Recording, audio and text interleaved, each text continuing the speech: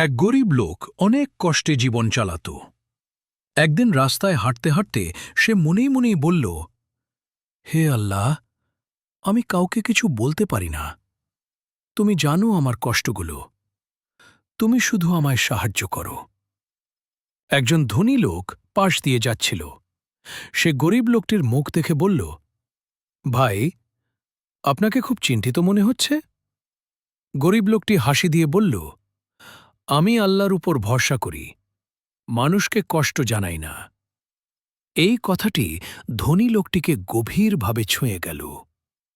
সে নিজের পকেট থেকে টাকা বের করে গরিব লোকটিকে দিল আর বলল, আপনার আল্লাহর উপর ভরসা দেখে আমি অনুপ্রাণিত হলাম। রাতে গরিব লোকটি সেজদায় কেঁদে বলল, হে আল্লাহ, তুমি জানো আমি কিছু চাইনি, তবুও তুমি আমার দোয়া কবুল করলে।